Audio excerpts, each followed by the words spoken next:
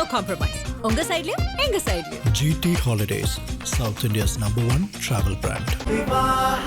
மணப்பெண்ணின் பிரத்யேகமான திருமணம் விவாஹா தி Chennai silks. Investment ஆங்கிளில் பார்க்குறோன்னா அவங்களும் என்ன பண்ணுவாங்க, பணம் இருந்துச்சுன்னா ஒரு வாட்டி இன்வெஸ்ட் பண்ணுறாங்கன்னா அடுத்து திருப்பி பணம் வந்தால் தான் வாங்குவாங்க. ஆனால் வாங்கலாமா வேணாமான்னு டபுள் மைண்டில் இருப்பாங்க சில பேர். அவங்களுக்கு உகந்த அட்வைஸ் என்னென்னா தாராளமாக இன்வெஸ்ட் பண்ணலாம்.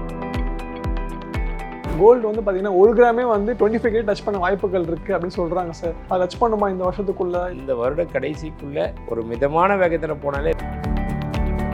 பிப்ரவரி மாதம் வந்து தங்கம் வாங்குற மாதமாக இருக்குமா சார்? ஐபிசி தமிழர்களுக்கு வணக்கம். இன்று நம்மோடு பேசுவதற்கு தங்கம் மற்றும் வைரம் வியாபாரிகள் சங்க மாநில பொதுச் செயலாளர் கோல்டு சாந்தகுமார் அவருடன் பேசலாம். வணக்கம் சார். வணக்கம் முரளி. எப்படி சார் இருக்கீங்க? குட், நல்லா இருக்கோம். Yes sir. லாஸ்ட் 1 வீக்காகவே கோல்டோட ஏற்றம் இறக்கம் எப்படி சார் இருக்குது? பரவாயில்ல. ஏன்னா இப்போ வந்து பெரிய ஏற்றமும் இல்லை, பெரிய இறக்கமும் இல்லை, ஓரளவுக்கு ஸ்டடியாக இருக்குதுன்னு தான் சொல்லணும் தங்கத்தை பொறுத்த வரைக்கும். சார் நம்ம ஸ்டார்டிங் வந்து பார்த்தீங்கன்னா வெள்ளியை பற்றி அதிகமாக பேசிகிட்டு இருந்தோம் சார். வெள்ளி வந்து வரலாறுக்கான அளவு ஏறும் அப்படின்னு ஒரு கட்டத்தில் வந்து ஏறிச்சு. ஆனால் இப்போ வந்து பார்த்தீங்கன்னா வெள்ளி இப்போ ஆளுமே தெரியாத மாதிரி போய்கிட்டு இருக்கு சார்.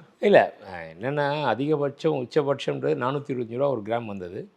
வந்ததுக்கப்புறம் திடீர்னு அப்புறம் விலை இறங்கி ஒரு பிரேக் அப்படின்னு தான் சொல்லலாம். அந்த பிரேக் எடுத்துகிட்டு, ஆனால் இதே ஜனவரி 1ஆம் தேதி பார்த்திங்கன்னா 256 ரூபா ஒரு கிராம்.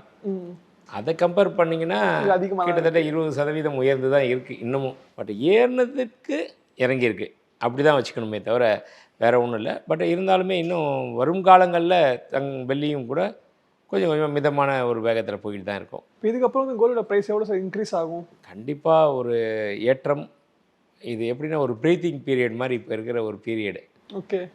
மக்கள் கூட இதை வந்து சுதாரிச்சுக்கிட்டு அதாவது வந்து எப்படின்னா இன்வெஸ்ட்மெண்ட் ஆங்கிளில் பார்க்குறோன்னா அவங்களும் என்ன பண்ணுவாங்க, பணம் இருந்துச்சுன்னா ஒரு வாட்டி இன்வெஸ்ட் பண்ணுறாங்கன்னா அடுத்து திருப்பி பணம் வந்தால் தான் வாங்குவாங்க.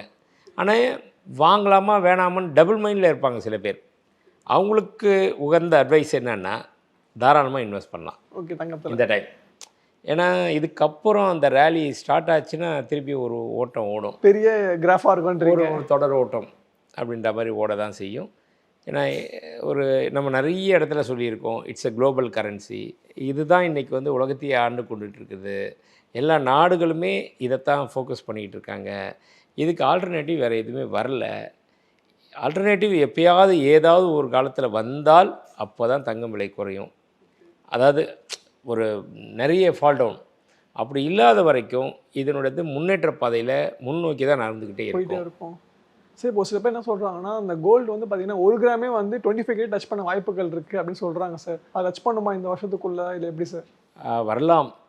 ஏன்னா இப்போ வந்து கொஞ்சம் இறங்கையாச்சுன்னு சொல்லுவீங்கன்னா எல்லாருமே என்ன சொல்லுவாங்க, ஐயோ இன்னும் கொஞ்சம் இறங்கும், கொஞ்சம் ஏற ஆரம்பிச்சுன்னா கிடுகிடுன்னு ஏறும் அப்படின்னு தான் சொல்லிக்கிட்டு இருப்பாங்க. அது பரவலான கருத்து. ஒரு பயமும் கூட, அச்சமும் வந்துடும். ஆனால் பார்க்க போனால் எப்படி வந்து 7,000 ரூபாயிலேருந்து 15,000 ரூபா வந்துச்சோ இல்லைங்களா, அது மாதிரி இந்த 15,000லேருந்து 25,000 வர்றது பெரிய விஷயமே கிடையாது. 25,000 ஒரு கிராம் அப்படின்னா ஒரு சவரன் வந்து கிட்டத்தட்ட 2 லட்ச ரூபா. ஆமாம், நம்ம கூட ஏற்கனவே சொல்லியிருக்கோம், இந்த வருட கடைசிக்குள்ளே ஒரு மிதமான வேகத்தில் போனாலே 2 லட்ச ரூபா ஈஸியாக வந்துடும். தீபாவளிக்குள்ளே 1,60,000ன்ற ஒரு இதை எட்டி பிடிக்கும், தொட்டுரும். ஆமாம். அதுக்கப்புறம் பார்த்தீங்கன்னா அந்த ஸ்பீடு இருந்ததுன்னா 2 லட்ச ரூபான்றதை வந்துடும். சார், இப்போ நிறைய மக்களுக்கு என்ன டவுட்டாக இருக்குன்னா, தங்கம் வந்து ஏறும் போது வாங்கணுமா இல்லை இறங்கும் போது வாங்கணுமா ஒரு கேள்வியாகவே இருக்குது சார். இப்போ தங்கம் வந்து டக்குன்னு ஏறும் போதே வாங்கணுமா இல்லை இறங்கும் போதே வாங்கினா கரெக்டாக இருக்குமா சார்? அதெல்லாம் ஏறுது இறங்குதுன்றது பார்க்கக்கூடாது. நம்ம கிட்ட காசு கையில் பணம் இருக்கிறப்போ வாங்கணும். ஓகே, அப்போ தானே வாங்க முடியும். அந்த மட்டும் நம்ம வச்சுக்கணும்.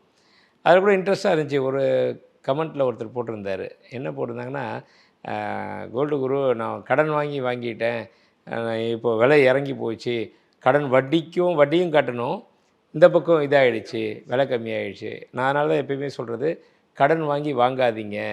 நம்ம நிறைய இடத்துல சொல்லியிருக்கோம். ஆமாம், சொந்த பணம் இன்டர்வியூ சொல்லியிருக்கீங்க. ஆமாம், இன்டர்வியூலே சொல்லியிருக்கோம். சொந்த பணம் இருந்தால் வாங்குங்க. கடன் வாங்கி நான் இது பண்ணுவேன் அப்படின்னு சொல்லி பண்ணிங்கன்னா, லாபம் சம்பாதிப்பேன்னு பண்ணிங்கன்னா இதில் நடக்காது. ஏன்னா திடீர்னு ஒரு ஃபால் டவுன் வந்துச்சுன்னா நம்மளால் தாங்க முடியாது. ஓகே, மனசளவுலேயே ஒடிஞ்சு போயிடுவாங்க. ஐயோ நம்ம விலை குறைஞ்சிச்சே, என்னடா அது நமக்கு விலை குறைஞ்சிச்சே அப்படின்னு பார்ப்பாங்கல்ல. அதனால தான் சொல்ல வருது எப்பயுமே. ஸோ இப்போ மக்களுக்கு நீங்கள் சொல்லிட்டீங்க, இன்வெஸ்டரா இல்லை கதை முதலீட்டாரா நீங்கள் சொல்லுங்கள். இப்போ வந்து நீங்கள் எப்படி சார் வாங்குவீங்க? இப்போ கோல்டு ஏறும் போதே வாங்குவீங்களா இல்லை இறங்கும் போது கரெக்டாக வந்து வாங்குவீங்க? இல்லை, நான் வந்து ஒரு வியாபாரிங்க. நான் எப்படி வாங்குவேன்னா எனக்கு விற்க வாங்குவேன். ஓகே. ஸ்டாக் போக போக ஸ்டாக் போக போக எனக்கு வந்து எக்ஸாம்பிள் சொல்ல போனால் இப்போ 100 பாக்ஸ் வச்சுருக்கேன், இப்போ 100 டம்ளர் வச்சுருக்கேன் அப்படின்னா ஒரு 5 டம்ளர் விற்றுருச்சு, உடனே 5 டம்ளர் ரீப்ளேஸ் பண்ணுவேன். 50 காமாட்சி விளக்கு வச்சுருக்கேன், நான் ஒரு இதாக சொல்கிறேன். Okay okay. அதில் ஒரு 10 போயிடுச்சுன்னா திருப்பி 10 அப்படி தான் நான் வாங்குவேன். ஏன்னா என்கிட்ட ஒரு ஏற்கனவே முதலீடுன்னு சொல்லி இதில் ஒன்று போட்டுட்டோம், அது ரொட்டேஷன் வரணும், அது வர தான். இப்போ கோல்டு அதே மாதிரி தான். இன்றைக்கி ஒரு 10 பவுன் விற்கிதா, இமீடியட்டாக 10 பவுனு நான் ரீப்ளேஸ் பண்ணுவேங்க. கிராமில் கடை சொல்லப்போனால் அந்த மாதிரி. அதனால் அப்படி தான் பண்ணுறது வியாபாரியுடைய வழக்கம். அதில் நம்ம லாபம் பார்க்கணும். இன்றைக்கி நான் ஒரு எக்ஸாம்பிள் சொல்கிறேன். இன்றைக்கி 15,000 தங்கம்னு வைங்களேன் ஒரு கிராம். நீங்களே வர்றீங்க, ஒரு 10 கிராம் 10 சவரன் உங்கள் கல்யாணத்துக்கு எடுக்கிறீங்க. 10 சவரன்றது 80 கிராம் எடுத்துட்டீங்க. 15,000 விற்றுட்டேன். நான் வந்து நம்ம உலகத்துக்கே நம்ம ரேட்டை சொல்லிக்கிட்டு இருக்கோம், பல சேனல்களுக்கு இதை பற்றி ரேட்டை பற்றி சொல்கிறோம்.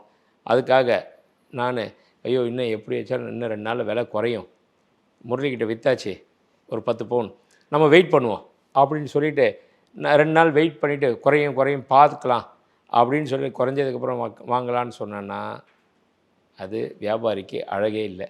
ஓகே.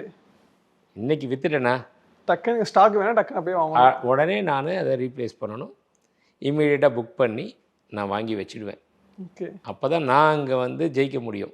இல்லை நானுமே வந்து சராசரி மனுஷன் மாதிரி இது இன்னும் கொஞ்சம் இறங்கலாம், இறங்கினதுக்கப்புறம் நம்ம பார்ப்போம், இன்னும் கொஞ்சம் லாபம் நிறைய கிடைக்கும்ல. உங்கள்கிட்ட விற்றதில் எனக்கு ஒரு சேதாரத்தில் லாபம் கிடைக்கும், அது இல்லாமல் விலையிலையும் லாபம் கிடைக்கும் பார்ப்போம் அப்படின்னா, இன்கேஸ் என்னுடைய நேரத்துக்கு கொஞ்சம் நேரம் வச்சுருப்போம், குறைதானு இதுக்குள்ளே ஏறிடும், எனக்கு கிடைக்க வேண்டிய லாபமும் போயிடும். புரியுது. நான் 15,000 விற்றுருப்பேன், அதுக்குள்ளே 16,000 வந்துடும். 80 கிராமுக்கு 80,000 எனக்கு காலி. அதனால தான் அந்த மாதிரி செய்யக்கூடாது, செய்ய மாட்டோம். நாங்கள் வெயிட் பண்ணவும் மாட்டோம். வேலை ஸ்டாக் காலியாக டக்குன்னு ஃபில் பண்ணுறதுக்காக தான். சரி, பார்த்தீங்கன்னா நம்ம தங்கம் வெள்ளி பற்றி பேசிக்கிட்டு இருக்கோம். இப்போ வந்து பார்த்தீங்கன்னா பிளாட்டினம் பற்றியும் யாரும் பேசுறதில்லை, டைமண்ட் பற்றியும் யாரும் பேசுறதில்லை. இதை பற்றி பேசுறதுனால கோல்டோட ப்ரைஸ் வந்து இன்க்ரீஸ் ஆகிறதுனால டைமண்டோட விலை கம்மியாகுதா இல்லை பிளாட்டினம் விலை கம்மியாகுதா சார்?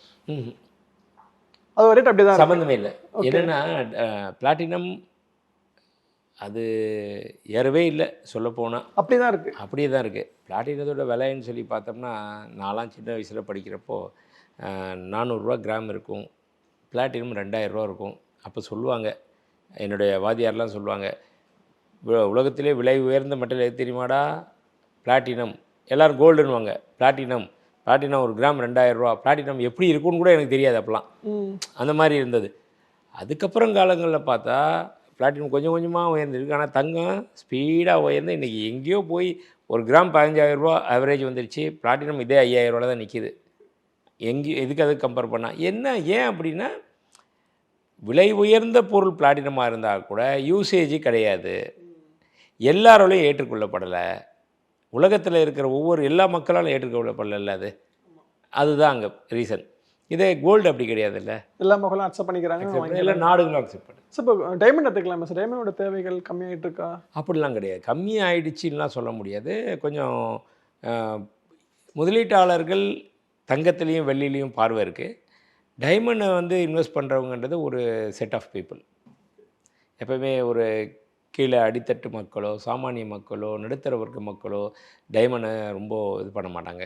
ஏன் பண்ண மாட்டாங்கன்னா, இப்போ தான் அதுவும் இந்த கடந்த ஒரு 5-10 வருஷமாக தான் டைமண்டை கொஞ்சமாவது வாங்குறாங்க. அந்த பயம் தெளிஞ்சு, இல்லைனா வைரம் தோஷம் அப்படி இப்படின்னு சொல்லிகிட்டே வாங்காமல் இருந்தாங்க. இப்போ அதெல்லாம் தெரிஞ்சிட்டாங்க. ஆசைக்கு ஒன்று, அழகுக்கு ஒன்றுன்ற மாதிரி இப்போ பார்த்து வாங்குறாங்க. அதுக்கப்புறம் போனால் அவங்கள்ட்ட முதலீடு பண்ணுறதுக்கு பணம் வேணும்ல. ஆனால் என்னையை பொறுத்த வரைக்கும் நான் என்ன நினைப்பேன்னா, பரவாயில்ல அவங்க முதலீடு பண்ணாமல் இருக்கிறதே நல்லது. ஏன்னா வைரம் வந்து மிதமிஞ்சி இருக்கவங்க பண்ணுறது.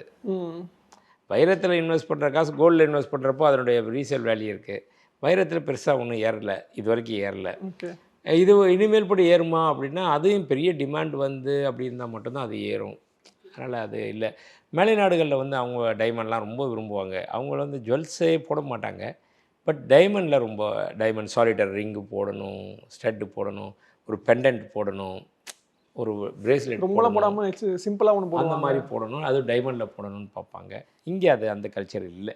நார்மலாக வந்து கோல்டு போட்டாலே கொஞ்சம் இதுவாக ஆமாம், பார்க்குறாங்க. இங்கே நார்மல் நல்ல கோல்டு எல்லோ கலரில் இருக்கணும் நம்ம ஆளுங்களுக்கு. அப்போ தான் அது ஒத்துப்பான் கோல்டுன்னு. எல்லோ கலர் தாண்டி ஒரு ரோஸ் கோல்டு அது மாதிரிலாம் வந்துச்சுன்னா இன்னமும் சில மக்கள்லாம் இருக்காங்க, பேரண்ட்ஸ்லாம் இருக்காங்க, கடைக்கு வர்றவங்க பிள்ளைங்க யங் ஜென்ரேஷன் பார்த்தீங்கன்னா அந்த ரோஸ் கோல்டுலாம் வாங்க ஆசைப்படுவாங்க. இவங்க ஒயிட் கோல்டு ரோஸ் கோல்டுலாம் பேரண்ட்ஸு அதெல்லாம் முடியாது, எல்லோ கலர் அது வாங்கினா வாங்க, இல்லைன்னா அப்பதான் கழுத்து பளிச்சுன்னு தெரியும். அப்படின்னு ஒரே பொடி போடுவாங்க. சரி, இப்போ அதே மாதிரி ரீசெண்டாக வந்து பார்த்தீங்கன்னா வெளிநாட்டுலேருந்து கோல்டு கொண்டு வந்தால் டேக்ஸ்லாம் போட்டுருக்காங்களா சார்? அதை நீங்கள் எப்படி பார்க்குறீங்க சார்? இல்லை இல்லை இல்லை, டேக்ஸ் எல்லாம் போடலைங்க, ஏற்கனவே இருக்கிறது தான், கொஞ்சம் ரிலாக்ஸேஷன் கொடுத்துருக்காங்கன்னு தான் சொல்லணும். நல்லது தான் சொல்கிறீங்க, அது நல்லது தான் சொல்கிறீங்க. நல்லது தான். ஓகே. முதல்ல என்ன சொன்னாங்கன்னா, ஒருத்தர் வெளிநாடுகள்லேருந்து வர்றாங்க அப்படின்னா அதுவும் கணக்கு இருக்குது, ஒரு வருட காலம் அங்கே தங்கியிருக்கணும். அப்படி தங்கியிருந்து வேலை பார்த்துட்டு அப்படி வந்தாங்கன்னா லேடிஸாக இருந்தால் 40 கிராம் எடை அல்லது 1 லட்ச ரூபா மதிப்பு, ஜென்ஸாக இருந்தால் 20 கிராம் கொண்ட எடை கொண்ட தங்கம் இல்லை 50,000 ரூபா மதிப்பு அப்படின்னு இருந்தது முன்னாடி. அப்போது 50,000ன்றது என்னது, இப்போ இருக்கிற விலைவாசிப்படி பார்த்திங்கன்னா ஒரு 3 கிராம் தான் வரும் இன்றைக்கி. ஆமாம் சார். லேடிஸ் 1 லட்ச ரூபான்றது அதிகபட்சம் பார்த்திங்கன்னா 6 கிராம் வரும்.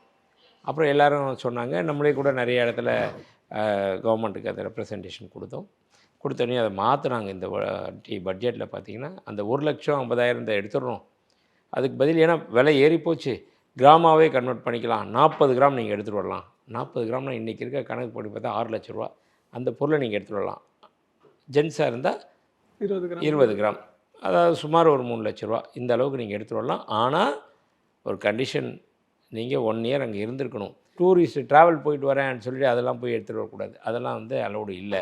ஓகே அப்படின்னு தெளிவாக சொல்லிட்டேன். சார் போயிட்டு வராங்க, இப்போ சிம்பிளாக 1 கிராம் வாங்கக்கூடாதா சார்? டேக்ஸ் கட்டணும். ஓகே, அதுக்கும் டேக்ஸ் கட்டணும். டேக்ஸ் கட்டிட்டு தான் நீங்கள் வரணும், அந்த மாதிரி தான் ப்ரொவிஷன் இருக்குது. இப்போ அதுக்கு வந்து எவ்வளோ சார் டேக்ஸ் கட்டணும்? அதுக்கு வந்து நீங்கள் டிக்ளரேஷன் பண்ணி நான் இங்கே இது பண்ணுறேன் அப்படின்னு சொல்லிட்டா இம்போர்ட் டியூட்டி 33% இருந்தது. ஓகே, அதை கட்டிட்டு வரணும் இன்றைக்கி பொருளாக எடுத்துகிட்டு வரீங்கன்னா. இல்லை நீங்கள் அதை டிக்ளேர் பண்ணாமல் வந்தீங்கன்னா நிறைய வரும் அதுக்கு. ஓகே, அவங்க பிடிச்சாங்கன்னா அதுக்கு அபராதம், இன்ட்ரெஸ்ட், பெனால்ட்டி நிறைய போடலாம், 100% பெனால்ட்டி போடலாம், அந்த மாதிரிலாம் இருக்குது. Okay, last 2 questions sir. இப்போ சில பேர்லாம் வந்து பார்த்தீங்கன்னா நகையாக வாங்காமல் அந்த இடிஎஃப்லாம் இன்வெஸ்ட் பண்ணுறாங்க சார். இந்த டைமில் வந்து இடிஎஃப்ஐ இன்வெஸ்ட் பண்ணுறது கொஞ்சம் நல்லதா சார்? இடிஎஃப் ஜென்ரலான ஒரு விஷயந்தான், ஆனால் என்னை பொறுத்த வரைக்கும் அது இடிஎஃப்ன்றது வந்து எல்லாராலையும் யூஸ் பண்ண முடியாதுல்ல. 100% இருக்காங்கன்னா இன்றைக்கி சாமானிய மக்கள் எல்லாருமே யார் டிமேட் அக்கௌண்ட் வச்சுருக்காங்க, யாருக்கு அதை ஆப்ரேட் பண்ண தெரியும்? கரெக்டாக 9:15 மணிக்கு ஷேர் மார்க்கெட் ஓப்பன் ஆகும், 3:15 மணிக்கு முடியும், 3:30 மணிக்கு முடியும், அதுக்குள்ளே இந்த இது நடக்கணும். இவங்க எல்லாருமே அன்னன்னைக்கு அன்றாட வேலைக்கு போகிறவங்களா இருப்பாங்க, கூலி வேலை செய்கிறவங்களா இருப்பாங்க, அதை வச்சுட்டு மொபைலை வச்சுட்டோ இல்லை சிஸ்டம் வச்சு பார்க்க தெரியாது. அதனால் அதெல்லாம் சாத்தியப்படாது, சாமானிய மக்களுக்கு அது சாத்தியப்படாது. மற்றபடி ஒரு இது முடிச்சுட்டு ஐடி செக்டரில் ஒர்க் பண்ணுறாங்க, அந்த மாதிரி அவங்களுக்கு அதை பற்றி தெரிஞ்சிச்சு அப்படின்னா அதில் போய் பண்ணலாம், தாராளமாக இன்வெஸ்ட் பண்ணலாம். லாஸ்ட் ஒரு கொஸ்டின் சார், நீங்கள் ஸ்டார்டிங்காக சொல்லிட்டீங்க உங்கள் கையில் காசு இருந்தால் மட்டும் நீங்கள் தங்கம் வாங்க அப்படின்னு சொல்லிட்டீங்களா சார்? இப்போ இன்வெஸ்ட்மெண்ட் இதில் போயிடலாமே சார்? இப்போ என்கிட்ட காசு இருக்குது, நான் இந்த சமயத்தில் வந்து தங்கம் வாங்கலாம் சார்? ஆமாம், அது ஏறும்போது கரெக்டாக வாங்கலாமா, இறங்கும்போது வாங்கலாமா? இல்லை, இறங்கும்போது வாங்குறது தானே புத்திசாலித்தனம். ஏறும்போது அதாவது ஆனால் எவ்வளோ இறங்கணும் யாருக்கு தெரியும்? ஒரு ஸ்டாச்சுரேஷன் பாயிண்ட்டு இதான்றது பெஞ்ச் மார்க்கு கிடையாதுல்ல. இதுக்கப்புறம் இன்னும் இறங்குமா ஏறுமா டெய்லியுமே கேள்விக்குறியாக இருக்குது. இன்றைக்கி நிச்சயம், இன்றைக்கி 14,790 இருக்கா, இது இன்றைக்கி நிச்சயம். நாளைக்கு இந்த ரேட் இருக்குமா, இறங்குமா ஏறுமான்றது யாருக்கும் தெரியாது. ஓரளவுக்கு கணிக்கலாமே தவிர 100% தெரியாது இல்லைங்களா? இருக்க சுச்சுவேஷன்லாம் வச்சு பார்க்குறப்போ இது இப்படி அப்படி அப்படின்றப்போ என்றைக்கு அப்படியே இருக்கும் அப்படின்னா சண்டே மட்டும்தான் இருக்கும். ஏன்னா ஃப்ரைடே சாட்டர்டே மார்க்கெட் க்ளோஸ், அதுக்கப்புறம் சாட்டர்டே முடிஞ்சுன்னா சண்டே ஒரு நாள் அப்படி ஸ்டாண்டர்டாக இருக்கும். மற்றபடி எல்லா நாட்களுமே அப்ஸ் அண்ட் டவுன்ஸ் இருக்க தான் செய்யும். அதனால் அறிவிப்பு விட்டால் ஏற வாய்ப்புகள் இருக்குல்ல சார் சாட்டர்டே? அதை சொல்லுங்கள், அந்த மாதிரி கூட இருக்குது. நீங்கள் சொல்கிறது கரெக்ட். இப்போலாம் வந்து அதையும் பீட் பண்ண சூழ்நிலைகள் வருது. அதனால் வந்து இப்போது எப்படின்னா, இப்போ இந்த ரேட் இருக்குது, கையில் பணம் இருக்குது, தாராளமாக வாங்கலாம். ஏன்னா அடுத்த லெவலில் பார்த்திங்கன்னா ஒரு 20,000 22,000 25,000 போச்சுன்னா ஐயோ அது கூட பரவாயில்லப்பா, ஒரு பிரேக் இருந்துச்சு, அந்த இருப்பையாக வாங்காமல் விட்டோமே அப்படின்னு இது வாங்காமல் விட்டவங்க அந்த மாதிரி தான் ஃபீல் பண்ணுவாங்க. ஓகே சரி, எனக்கு தெரிஞ்சு இந்த பிப்ரவரி மாதம் வந்து தங்கம் வாங்குற மாதமாக இருக்குமா சார்? கண்டிப்பாக. அதனால தான் இந்த மாதம் தாராளமாக தங்கம் வாங்கலாம். இன்னும் அடுத்த மாதம்லாம் தங்கத்தோட விலை உயர ஆரம்பிச்சிடும். ஸோ நிறைய விஷயங்களுக்காக பகிர்ந்துக்கிட்டீங்க. உங்கள் நேரத்தை எங்களுக்காக செலவிட்டதுக்கு மிக்க நன்றி சார். நன்றி.